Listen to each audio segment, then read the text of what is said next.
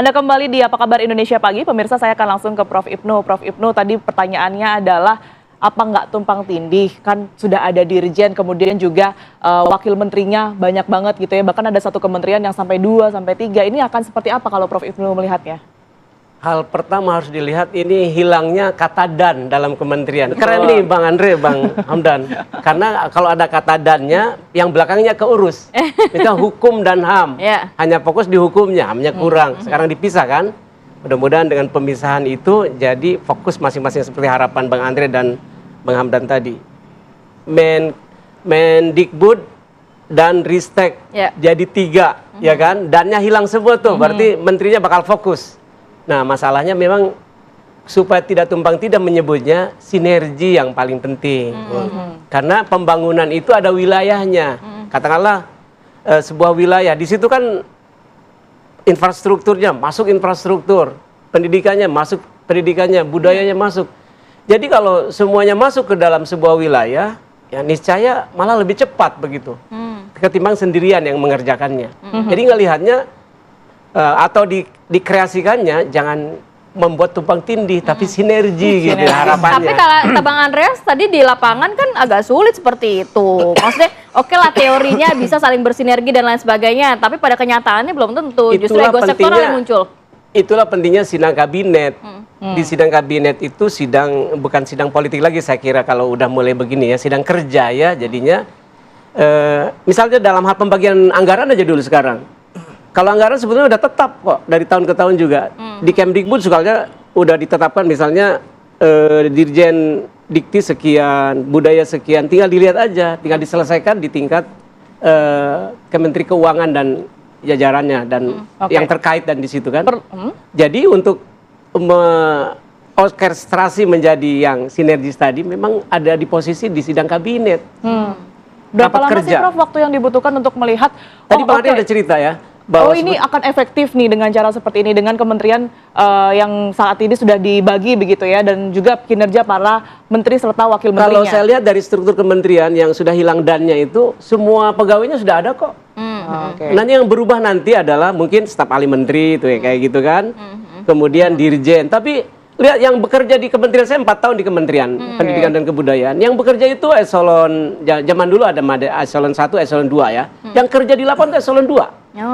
Jadi yang membuat perencanaan Bang Andre di kementerian itu eselon 2 sebetulnya. Jadi nggak ada penambahan SDM, penambahan gedung, penambahan anggaran lainnya nggak ada ya? Nah itu sebetulnya tinggal diorkestrasi, dilihat petanya misalnya Menteri Pendidikan, Menteri Kebudayaan, Pendidikan dan Ristek ya kan? Itu kan kebudayaan, mungkin masih di Senayan tapi di gedung mana gitu kan? Karena Dirjen Kebudayaan dulu di situ kan? Menteri Pendidikannya di depan, menghadap ke jalan. Takutnya kementerian ini di Jakarta, satu lagi kementeriannya di IKN. Oh itu yang tambahan yang gitu sama gimana nih? Tetapi Pak Hamdan tadi mau nambahin. Mungkin kan salah satu bagaimana menciptakan sinergi itu kan sudah ada tentunya kementerian koordinator. Kementerian koordinator ini Menko jadi 7 ya? Betul sekali. Dan beliau-beliau ini senior di government and bureaucracy. Jadi beliau ini mempunyai track record dan kompetensi dan jam terbang untuk di bottlenecking bila ada sumbatan-sumbatan. Lalu yang tidak kalah penting adalah sejatinya tidak ada sebetulnya nomenklatur baru. Hanya ada kementerian yang lebih terfokus dan terspesialisasi. Sementara yang lain juga sudah bisa langsung bergerak dengan cepat, ya kan? Kementerian Pertanian saya pikir tidak akan stop itu mengurusi lumbung pangan, ya kan? Dan kementerian-kementerian lain juga tidak akan melakukan berhenti karena memang menterinya ataupun kementeriannya memang sudah sejak lama ada. Jadi itu yang kedua. Lalu ketiga yang tidak kalah penting, ini juga karena smooth transition. Jadi kita harus bangga bahwa Indonesia lagi-lagi melakukan peaceful transition of power. Bukan hanya damai dan rukun, tapi terjadinya sinergi yang luar biasa antara Presiden Jokowi dan Presiden Prabowo pada saat menyiapkan kabinet ke depan. Jadi bukan hanya mendukung dari segi kelembagaan, tapi juga dari persiapan dan juga pendanaan yang tidak kalah penting. Sehingga contoh salah satu program hasil terbaik cepat Pak Prabowo yaitu program MBG, makan bergizi gratis, itu disiapkan badannya. siapkan badan dan anggarannya sehingga ini bisa langsung cepat. Dan fakta bahwa beberapa menteri sebelumnya di periode Pak Jokowi sekarang dipercaya kembali oleh Pak Prabowo, ini menunjukkan bahwa sebagian kementerian bahkan udah bisa langsung masuk gigi 2, gigi 3, gigi 4 karena memang sudah Jadi nggak ada honeymoon day langsung kerja gitu betul ya. segala macam. Saya pikir mungkin Pak Erick Thohir sudah berpengalaman di Kementerian BUMN, beliau bisa melanjutkan transformasi yang sudah ada. Begitu juga misalnya Kemenko seperti Kemenko Perekonomian Pak Erlangga Hartarto Masih. yang tetap di posisi tersebut dan terus mengorkestrasi perekonomian Indonesia. Dan tidak kalah penting Ibu Sri Mulyani, Ya, Menkyu. Menkyu. Nah, sekarang kita kembali lagi, mengapa sih Pak Prabowo mengambil tindakan ini? Ada suatu pepatah ya, mungkin dipopulerkan oleh Albert Einstein ya. Ya kan? Kalau kita melakukan hal yang sama berulang-ulang, kadang kita tidak bisa mendapatkan hal yang berbeda. Ya. Kita perlu ada terobosan, ya kan? oke. Oleh sebab itu diciptakanlah diinisiasi hal tersebut, ya. Agar apa? Agar kalau misalnya kita lihat dalam ekonomi, kita selama ini kita alhamdulillah ya growth ekonomi kita 5%, salah satu yang tertinggi di dunia. Tapi itu tidak cukup untuk agar kita bisa keluar dari apa yang disebut middle income trap, ya kan? Maka perlu ada terobosan. Maka Pak Prabowo menciptakan terobosan ini dengan harapan ini akan mengakselerasi jalan kita agar keluar dari middle income trap, lalu memanfaatkan bonus demografi sebaik-baiknya, mengentaskan kemiskinan ekstrim dan program-program strategis serta mewujudkan visi bersama Indonesia Maju menyongsong Indonesia Emas 2045. Oke.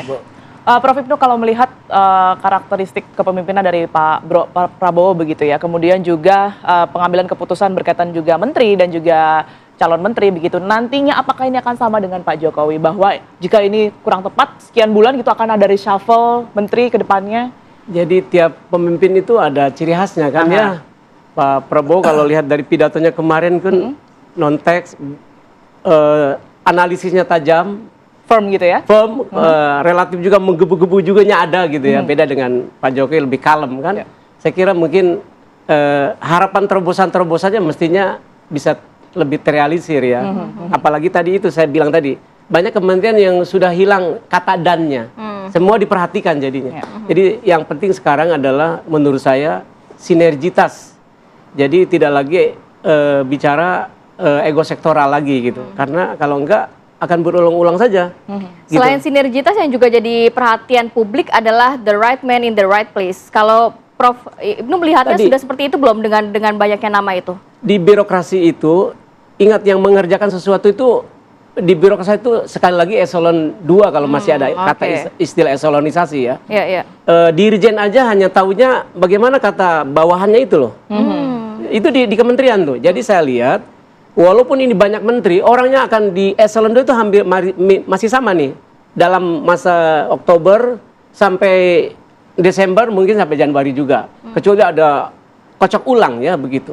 Jadi saya akan lihat di situ cara kerja akan relatif sama ya. Kecuali menterinya sudah memberi perintah yang lebih kuat di masing-masing kementerian yang udah hilang dannya itu. Misalnya Menteri Kebudayaan Pak Fadlizon gitu misalnya kan. Karena ini khusus kebudayaan, eselon 2 dan yang ada di Dirjen Kebudayaan selama ini fokus di situ mungkin misal seperti itu dan yang lain-lain juga seperti itu. Baik, Akan Bang lebih cepat. Andre dan juga Bang Andreas nanti tahan dulu ya Bang ya. Kita akan sambung lagi di segmen berikutnya, tetap bersama kami di Apa Kabar Indonesia Pagi.